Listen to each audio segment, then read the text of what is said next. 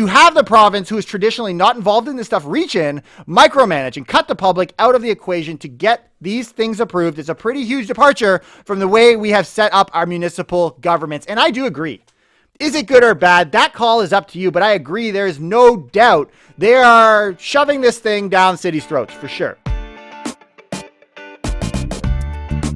Good morning, investors. Bradley here from Watson Estates, and you're listening to the largest, fastest growing podcast for Toronto real estate on iTunes, Spotify, and Google Podcasts. We just came through Halloween weekend. I hope you guys had a great time. We're able to connect with family in your social circles. I know we did, and here we are in the beginning, the first week of November, even before the Treb stats come out, which we'll cover later in the week. But I want to talk about specifically in this episode, things that are around the real estate market, things we'd be keeping our eye on as an investor and as a broker myself and with my clients as I go out and look to make a bunch of money in our local market. I want to know what is happening, and that's been the heart and the journey behind this podcast. Make sure you hit that like button and subscribe if you want to follow us. And if you're listening to us on our podcast, whether it's iTunes, Spotify, whatever, thank you for joining us over there. If you could go and download the last 5 episodes that we've got, go back and listen to them. I encourage you to, but if you could download those, it really helps us with pushing this channel. So today, I want to talk about a few specific topics. Number 1, why is broad zoning not the solution to Toronto's housing woes? It seems like it could fix all problems, but maybe not so fast. Number 2, how is Doug Ford's government fast-tracking development in local wetlands? There's this big conflict that's kind of emerging now. It's pretty much because of Doug Ford and the push, not necessarily him specifically, but the party pushing for development in these wetland communities across the GTA, and it's causing quite an uproar within the Conservation Authority. And how did savvy investors know Canadian prices would soar in Canada? We were one of few platforms. Of course, a lot of the real estate brokerages were mentioning it, but I was obviously optimistic about our market throughout, but also aware of what was going on and informed. It was an informed, positive judgment. So we're going to talk about, beyond just that, how did savvy investors know prices would soar? And I think having an understanding of this would paint the picture on what comes next. We're going to talk about all these things, but of course, we had a time change this weekend. I want to know, how did you guys spend that time? If you're following us on YouTube, please leave it in the comments below. But for us, we're kind of adjusting with young kids. We got babies, and it's a little bit more difficult trying to balance out that sleep time, the food time. And so today I like to tell jokes. I like to keep it very lighthearted and have some fun. And so I was going to tell you guys a joke about time travel, but y'all didn't like it. Okay, so I'll tell you what. So I don't want to leave it there. I want to actually tell you guys a joke a little bit, but we're going to leave it down in the show. You'll wait and see. You're not going to like it. All right, so today I also want to sidestep around condos. If you're following the news as I am, you might be getting sick of the subject, even if you are a condo owner. Now, I want to share with you 3 articles that I saw just to kind of mention. Number 1, Globe and Mail, investors rush to get out of pre-built Toronto condo deals. Sounds exciting. Number 2, Canada Real Estate, RBC Economics reports condo listings on the rise as investors look to sell. And also, Globe and Mail had an article called Parking and Price Drop Sweetens Toronto Condo Deal. We talked a lot about condos, and so I don't want to dive there today. As the Treb stats come out later this week, have no fear. We will be there and we'll be talking about them later this week.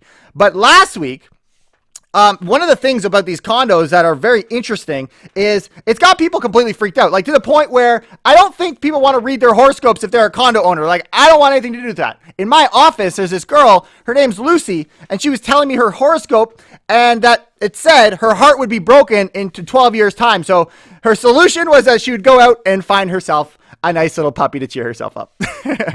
Oh, wait a minute. You know what? I'm going to warm up on these punchlines. Don't worry. I'm going to get you guys excited as I am about all of these things. Okay, so let's talk about why is broad zoning not the solution to Toronto's housing woes? It would seem like quite a quick fix, right? Like, why can we not just think of things like if we had a plot of land, we got a house on it, this laneway house, if we allow for laneway housing, immediately we would address this, we would have a solution for the supply crunch, right? And that kind of seems like an obvious thing. And that's why I appreciate better dwelling. I appreciate that counterpoint because I think there's more to the story. Here's what they say. Broad upzoning makes housing less affordable and doesn't add supply. Oftentimes when someone comes in with a counter argument, I'm reluctant. I'm a slow mover, but in this case, I think they have a very legitimate point. I think it's important that we listen to it and take it to store it in the back of your head somewhere. Politicians are increasingly discussing broad upzoning as a housing affordability solution, and you've probably heard of that. We've talked about it on the show. Instead of one home on a property, you can now build two homes on the same amount of land, all across the city in some cases. So they're doing these very broad strokes, right? Like we're going to change zoning on a massive scale. But the assumption is if there's two homes on the property, it'll be half the price. That's kind of like, you think that way, right? Like you got less property, you got a second house. It makes sense. But there's a reason politicians let people come to their own conclusions without explaining the impact. It's because it's not all how it works, and the industry has long known this.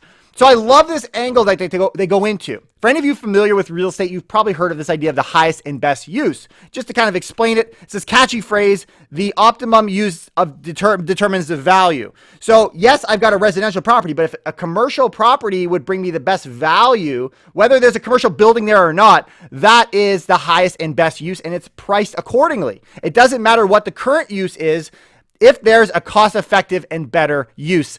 And I love this spin. I think it's such a great approach because the idea is now you've just made this land so much better of a use. Like now you've got multiple properties on that home. So within, you'd think, I mean, and then where this is exactly where the article goes, you take a property, you call it $1 million.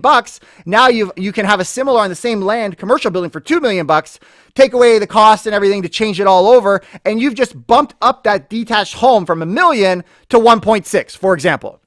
And that's the example. That's the example they give. And I think it's quite legitimate. I mean, that's a very good point. So even if you plan on buying, it is to use as a house, you need to pay the value for its best use, not its current use. And we've talked a little bit about this on the show where people are purchasing these properties knowing there's a laneway house potential. And I never really talked about the highest and best use, but that's the idea behind it, right? Like there's a bit of a premium you're paying because the highest and best use. Hopefully this makes a little bit of sense. But back to this idea of broad stroke zoning changes. To prevent overuse of developing for booms and busts, regions have zoning. Very good point as well. Like you often don't realize why zoning exists. It's for this exact reason. Zoning is when governments define the type of a use of a property can have. This prevents the highest and best use rule from dominating short-term trends. Otherwise, everyone would just go and build the thing that's the highest and best use, and we wouldn't have an assortment of things in a nicely built city. Instead of the highest and best use for all types of properties, just the best use for a specific housing type. I want this to be a single family home. This is the zoning. Make it as nice as you can, but it's got to stay a single family home. So here's the verdict from this from this article. And I'm going to just read it because I think it's fantastic. You might already be able to spot the issues with broad upzoning now, but let's spell it out. Politicians lead people to believe buying half a property will be more affordable. And I don't think people, they say it's kind of like, it's hidden. They didn't say it, but you assume it, which I think is a fair assessment. Unfortunately, broad upzoning doesn't actually build homes. It only increases the value of everyone's lot's potential to build homes. So the lot value goes up immediately. Where there was one house, you can now have two. Existing homes are immediately worth the value of the maximum zoning, less the cost of knocking it down and building two, which is what we talked about earlier.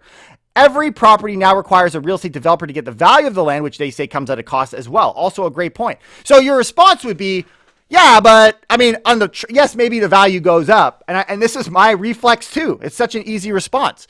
But now we got two homes. So you think, you know what, we boosted supply and that will deal with the problem. Well, they respond to that rather quickly with, they say, an MIT study, which I'm going to talk about in a second, that hoped to prove upzoning led to more supply and falling rents, accidentally proved the opposite. So they were trying to prove this and they found this. Instead, the researchers found rents and prices both increased. Further, it didn't actually create any additional housing. The author concluded, quote, short-term local level impacts of upzoning are higher property prices, but no additional new housing construction. And I jumped over to the article from MIT. I'll put it in the links down below. And it says this: I detect significant, robust increases in value for transactions on parcels that received a boost in allowed building size. So we see the value immediately jump up. I also identify value increases for residential condos, indicating the upzoning increased prices of existing housing units. Again, prices are going up. Then they say this: I find no impacts of the reforms, however, on the number of newly permitted dwellings over 5 years. As such, I demonstrate that the short-term local level impacts of upzoning are higher property prices, but no additional new housing construction. So we see the prices go up overnight because the highest and best use has transformed. But in this study, They didn't find it added to any development changes. People just bought it up over the short term, being 5 years. Very interesting. So the solution, as Better Dwelling would close here, is planned and controlled upzoning makes a lot more sense. And you know what? I think they make a fair pitch. I'm happy to hear both sides, but I would agree we need to be a little bit more intentional with the zoning changes. We can't just jump in and just be like, all right, everybody, you're all good. All good everywhere. Let the process go slow, and let's make sure, because if the real issue is affordability, which I believe it is, and I believe a lot of these politicians have the right intention, I don't know if that is the case. I think we need to give this one a second look. Everything I thought, though, about zoning, it would appear is a lie. I've clearly miscalculated. I mean, it makes sense, though. I've failed math so many times I can't even count. Oh, see, that's pretty good. All right, we're going to move on. We're going to go on our next topic. I love this idea today because we're going around real estate prices. We're talking about things that influences that you didn't even know that we had. Well, I want to discuss how the Conservative government, or Doug Fort's provincial government, fast-tracks development in local wetlands. I think this is important for us to note, because unless you live in some of these areas, you probably don't hear about this. They don't really make the top. They're not the cream on top of that Starbucks coffee, right? They're somewhere down at the bottom. There's that little, like, the kind of crap that sits at the bottom, and you're like, I don't even know if I want to drink it, but I paid for it, so I might as well. Am I the only one that does that? All right. The Star, there's an article. This is being done so wrongly. Doug Ford's government has fast-tracked Durham development that will create new jobs and destroy local wetlands.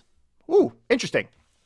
So here's a little story. This is in Pickering, by the way. It's set to destroy a 22-hectare provincially significant wetland, a move that has alarmed environmental groups and the mayor of a neighboring town, who says the, quote, project is being rammed through. So let's talk a little bit about this one, but also developments as a whole, because this is just one example. And there's been several examples even in the last couple of weeks. The Minister of Municipal Affairs and Housing issued a ministerial zoning order late Friday afternoon, that's this past Friday, to fast track a development dubbed Project Lone Star. It sounds like some kind of operation, which includes a warehouse distribution center and a film studio at Squires Beach Road and Bailey Street in Pickering, just south of the 401. Minister Zoning Orders, or MZOs. This is what I want to talk about. This is kind of the essence of this article. MZOs, Minister's Zoning Orders. What are they? They are a planning tool that gives the minister, and currently Steve Clark, the power to override local planning processes and guidelines. Override the process. Forego public consultation. So we're not going to ask you questions, and designate land use without the possibility of appeals. What I love about our government is this idea of having a slower process, not to slow things down, but to make sure all the I's are crossed and the T's are dotted. In the case of Lone Star, it will also eliminate the need for any environmental assessment. Think of all these things they just shot right over. Right over. This just happened. MZOs are used only a handful of times by the previous government. Who was that? Let's not talk about there. Let's not go there. But nearly 30 of them have been issued by Doug Ford's government since the fall of 2018. And think of it, there wasn't a ton of development that happened recently either. So somewhere in the mix, Doug Ford got it in his head, his government got in his head, we don't need to go through public consultation, we don't need to do environmental assessments, let's just get the thing done. We're open for business, baby. And so this latest one that we saw as well before the Pickering one was Toronto's West Don lands. And they say, the government says, we're cutting red tape. This is the sell. And it's such an easy vote for conservatives. Yeah, cut the red tape. I say this all the time. We need to cut the red tape. We see the costs, and we've talked a lot about articles that talk about these additional costs, these time delays. So in a sense, yes, we need to cut the red tape.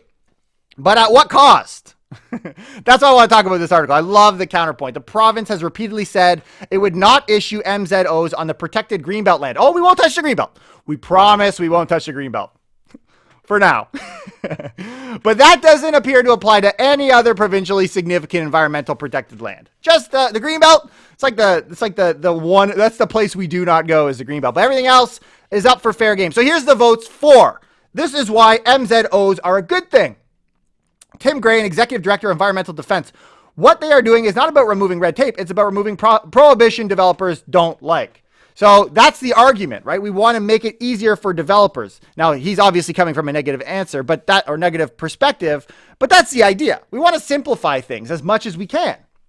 Do we not? I mean, we talk about it on the show all the time. Of course we do. Pickering says this particular development, Durham Live Development Project, already includes a casino and hotel and also Project Lone Star proposal, which is they say, quote, critical importance to the city, region, and province. It is so important that we have this development.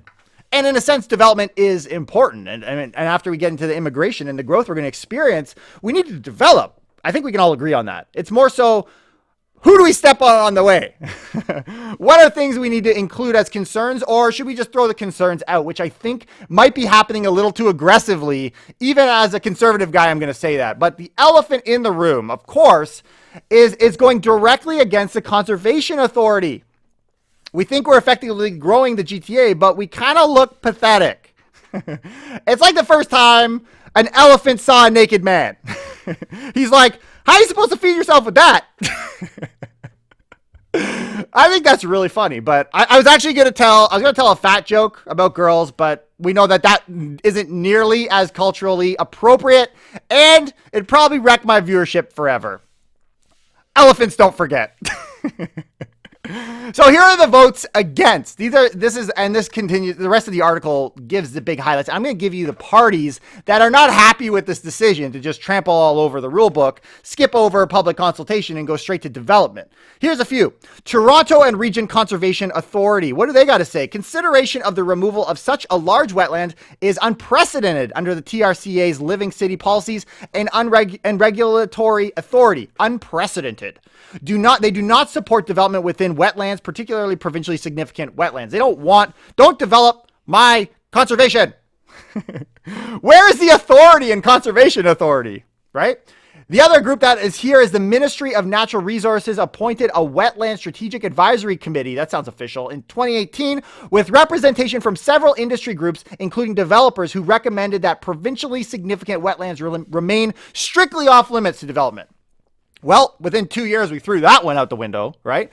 And Gray with Environmental Defense, is another organization, said he thinks the public would be surprised at how senior government officials are using MZOs. I know I'm surprised as I'm kind of hearing about this. It does seem a little bit aggressive. Aggression is maybe what we need in some ways, but I also think it can come with some risks. I think we need to be a little bit balanced in our approach here, not too extreme. I don't think the public has caught up to speed at which the government is going and how coordinated it all is. So the accusation here is this is a coordinated attack on the red tape, right? Like we're removing all, I guess they wouldn't call it red tape, but they call it like protection, right? Change the word. It's honestly just semantics. To have the province, who is traditionally not involved in this stuff, reach in, micromanage, and cut the public out of the equation to get these things approved is a pretty huge departure from the way we have set up our municipal governments. And I do agree. Is it good or bad? That call is up to you, but I agree there is no doubt they are shoving this thing down cities' throats for sure.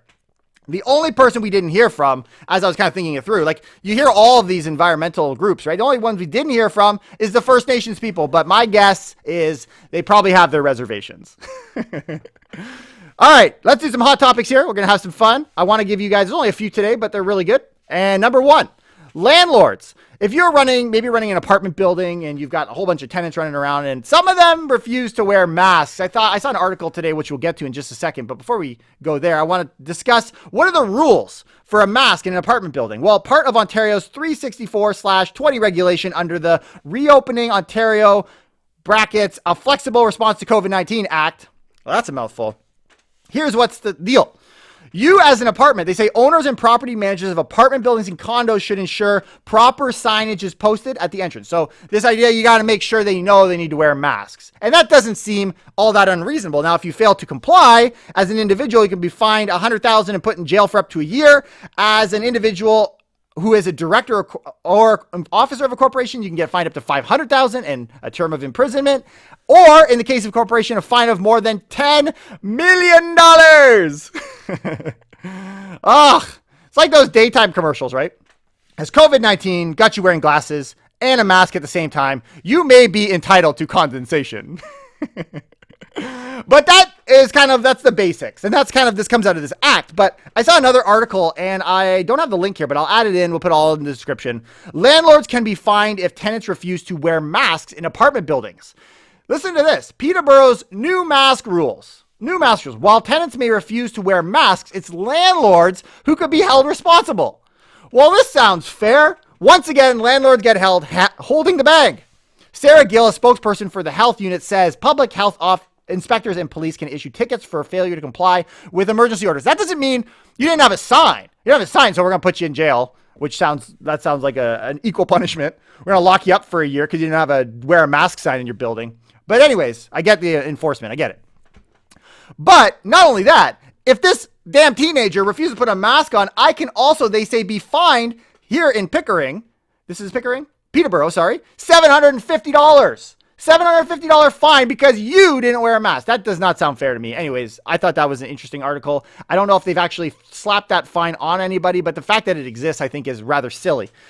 The other thing we talked about on Friday, I believe, was our last podcast when we were kind of saying going into the week, actually it might have been Thursday, going into the weekend, here are the things that we're watching. It was the announcement of immigration. It was because we recorded Friday morning and they announced it on Friday afternoon. And that was one of the big things. And our prediction was really, or my prediction was, that they're going to do as many as they can, right? They're going to get as much immigration because all parties agree immigration is important, right? We expect Canada will push for the max immigration numbers they could. They even increased the target beyond what we had before. But the question is Canada worth moving to? I'm not convinced someone would choose to be here over a place like Finland. Bradley, you're so supportive of Toronto real estate. No, I know. But in these COVID times, being in Finland would feel so good. Lots of endorphins. No, I'm just kidding. Toronto's better. Canada is seeking to admit upwards of 1.2 million new permanent residents in the next 3 years. You probably saw the article. The government is aiming for 401,000 new permanent residents in 2021. Sounds achievable. Definitely a smart goal. 411,000 in 2022 and 421,000 in 2023. I think we front-loaded a lot of that. And they say about 60% would be economic immigrants. Well, what's an economic immigrant? Well, it's someone seeking to improve their standard of living because the conditions or job opportunities in the migrant's own region are insufficient. So they're coming here for a better life, is the way of kind of explaining that. But one thing that I saw here that I thought was, because of course the opposing parties start to critique them, NDP, I feel bad for the Liberals. I get it from both sides. When the government sets a target, it lays out a range. The low end of this plan for 2021 was 300,000 and the high was 410. The lower end target, they say, is less than the number of immigrants pre-pandemic. How dare you invite less people than we were doing pre-pandemic? I mean, Toronto is like, here in Canada, we have so much immigration. It's unbelievable. I don't understand the anger, but it's fine. I think it's great that they're hoping to push for more immigration. We need it. And if we can help people from other cultures come to our country, that is what Canada is all about. That's why I like being here. I saw another article, dailyhive.com. You've probably heard these restrictions, right? All these restrictions in these hotspots, Toronto, Ottawa, Peel, and York region. Well, at a press conference on Friday, Ford said he's working on a plan with his team, his health team, to look into easing restrictions in these 4 areas safely. So done are the days where we're pointing shotguns at people and saying, you're next, you're next, you're next, you're next. We got some pushback. Now we're thinking, okay, in the next the 28-day order that they had initially on this return to stage 2 is set to end on November 6th. So now this week, we're going to see what the plan is as we kind of reopen or go back in stages. Is going to be specifically these different areas. The premier, how they called it, was surgical approach to easing restrictions within each area. We might not be able to do basic surgery around here these days, but the premier is taking it upon himself to do a different kind of surgery, I guess. It looks like Doug Ford has taken his hand, though, off the trigger. It's not like you're next, you're next. Maybe local regions are safe for now, which brings me to a promised time travel joke. Remember at the beginning of the episode, I told you I'll get a time travel joke, and you're not going to like it. Here it is. I feel like I just broke it because I went back. Anyways. In my pastime, I'm working on a video game where you go back in time and kill Adam and Eve. Ooh. It's going to be the first ever first-person shooter. I'm a Christian. I take a lot of liberties with that. Anyways. All right. Last topic. How in the world did savvy investors know Canadian prices would soar in Canada? I'm a pretty humble guy. I try not to say I expected prices to go up because I was pretty neutral. I didn't think things would go up this crazy, but I was very optimistic about our market. But how in the world did investors know that we have even a possibility of increasing, let alone staying level? Because all the fundamentals were telling us the market should have crashed. And just to kind of warm our conversation up here, I got a comment on YouTube, CVenCat 2006. Canadian home prices never crash. I waited more than a decade observing and decided more rich immigrants and neo-millionaires are driving the market. In fact, there's a big line of people waiting for a market to crash, and some decided it never will and are buying. Independent detached homes never crash. Due to pandemic COVID-19, many condos are coming to market because of decline of businesses on short-term rental market. Still, it has little impact on prices. More people are looking to buy. There's a shift from multiple homeowners to single homeowners due to declining of rents. So just kind of a summary of all of these things. Whatever your position on whether you believe market's going to go up, whether market's going to go down, hopefully listening to this podcast has been able to decipher that a little bit for you. But I think it's important that we look back and understand why the savvy investors expected some or had some confidence in our market. And if this is true, the things we're going to talk about, it's still the case. In many ways, it's still the case. So this article, HuffingtonPost.ca, Canada's house prices are soaring because reality doesn't matter anymore to things like that.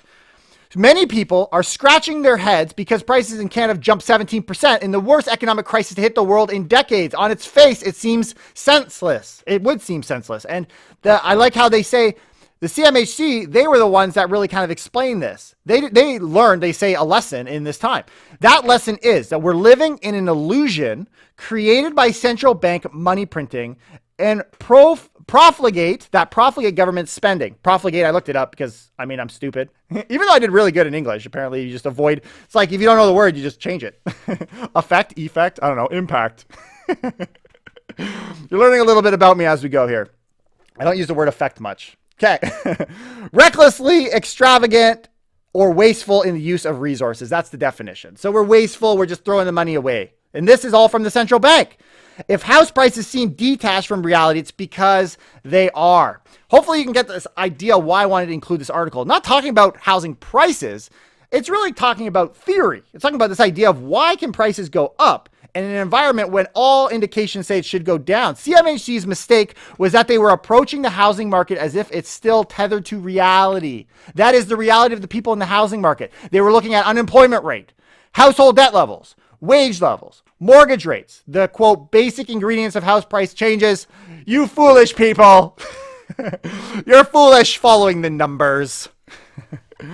But the people who got it right were looking at something else.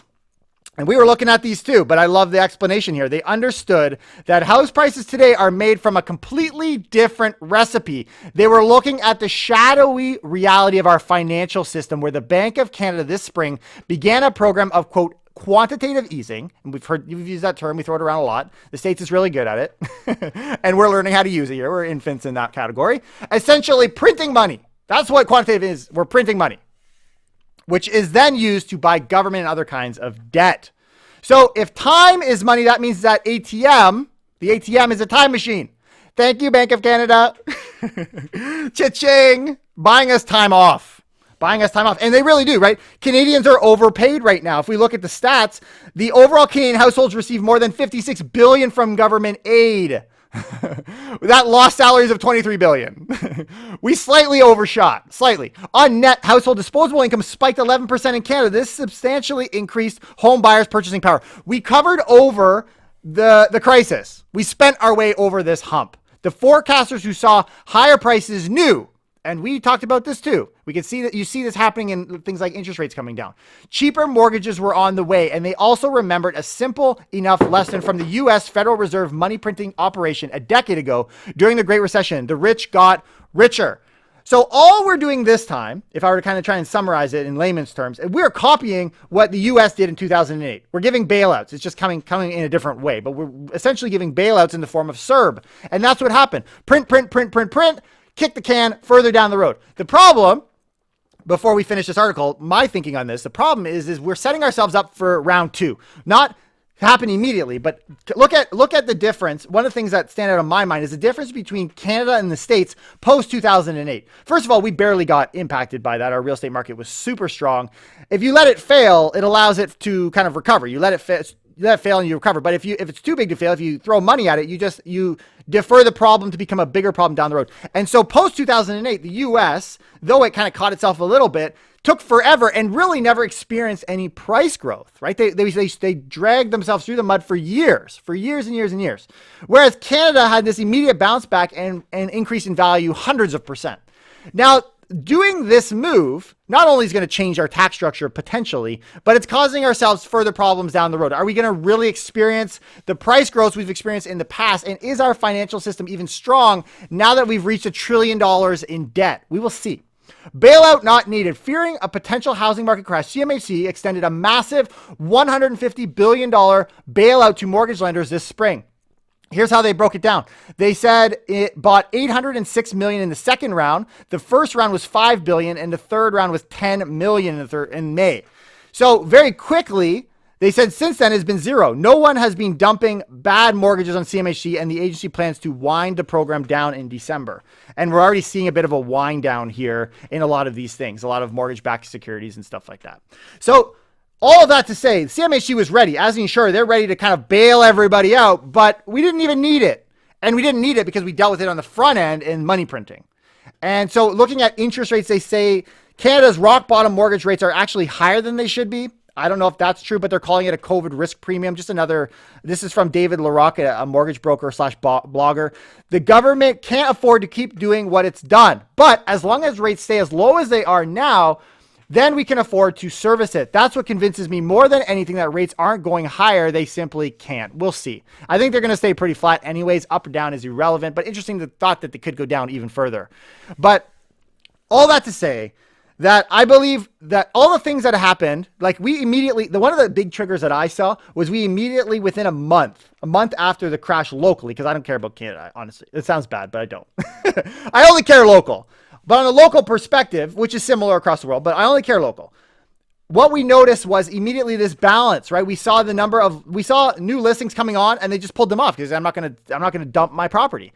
And all of that comes from this idea that it's been kind of propped up. That prop up, that was kind of like that was the floor. We called it rock bottom real estate prices at the time. There was a podcast episode we did on that. It hit the bottom, right? It hit the bottom. From then on, CERB and all these other programs got it going up, and that's where it took off. So it wasn't allowed to go down. It was only allowed to go back up. And so because we never really had it down, are we going to be equipped to do things like quantitative easing in the future recessions, right? Like you got to know there's going to be a future recession. Hopefully I'm not the only one that believes that. Down the road, there's ups and downs in our cycle. Are we going to be as equipped? I don't know. Are our prices going to continue to skyrocket like they have in the past where the US hasn't? I don't know.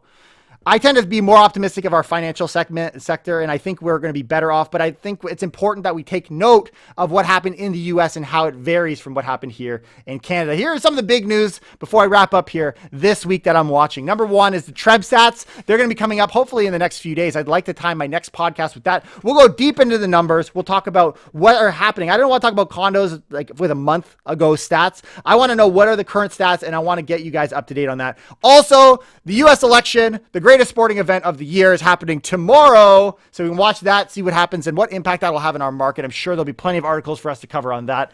And on Wednesday, before our next podcast, you're going to see there's a 25-year-old in the news. It was a Toronto Life magazine article who has 20 properties, lives with his parents, and he makes $70,000 a year. We actually had him on the show, Austin Ye. He's going to be coming and joining us. And I wanted to ask him, outside of the media and all the backlash he's getting in his life, I wanted to talk about what actually happened and get into the root of the story. So if you want to learn how he did what he did, tune in for that on Wednesday. Make sure if you can, hit that like button today, please. Also, if you're following us on podcast, download the last 5 episodes and subscribe if you haven't already. So I'm going to bring this to a wrap here. You guys know that my favorite time of day is bringing you guys these podcasts. I hope you know that. Actually, you know what? No, wait. Sorry. Backtrack. It's my second favorite time. My favorite time of day is 6:30, hands down. That's it, guys. I'm going to leave it there, and I'll catch you next time. Take care and keep it real.